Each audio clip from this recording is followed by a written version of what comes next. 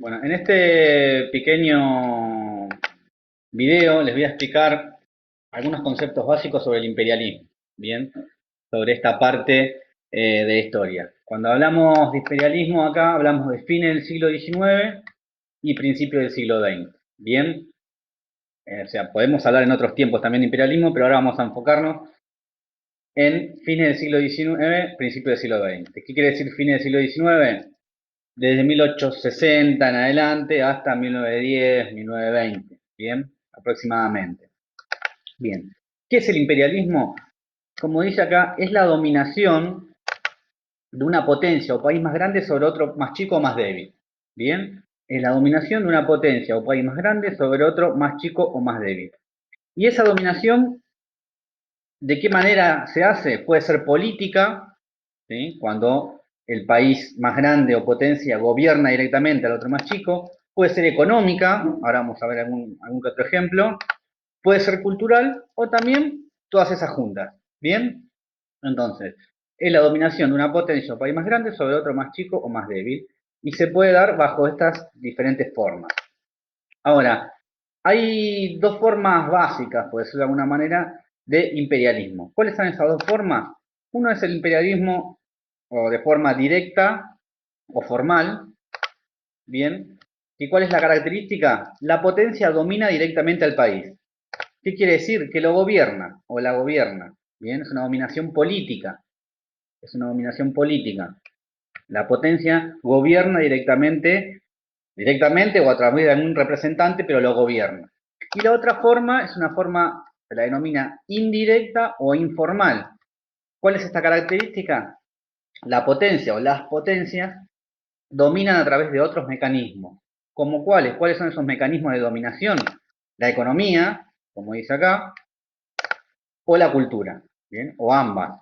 Pero no hay un gobierno directo, sino que esa potencia domina, puede manipular o puede manejarla a través de qué? De la economía y de la cultura.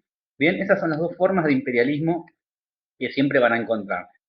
Directa o formal, indirecta o informal. Bien, ahora, después un término que está relacionado también al imperialismo tiene que ver con tiene que ver, otro término, es el neocolonialismo. ¿Qué quiere decir este neocolonialismo? Quiere decir nuevo colonialismo, ¿sí? Por eso el neo quiere decir nuevo. Es una nueva forma de colonialismo. Ustedes se acuerdan que los países de América Latina lograron su independencia en la primera mitad del siglo XIX. La gran mayoría, hay otros que lo hicieron un poco después, pero la gran mayoría lo hicieron en la primera mitad del siglo XIX. Es decir, que ya no éramos colonia, o esos países que lograron la independencia ya no eran colonia. ¿Qué significa que no eran colonia? Que no dependían de otro país. En nuestro caso, por ejemplo, dependíamos de España. Bien, a partir de la independencia esto ya no sucede. Bien, pero ¿por qué entonces se habla de neocolonialismo, de esta nueva? Se utiliza este término para hablar de una nueva forma de colonialismo, de dominación.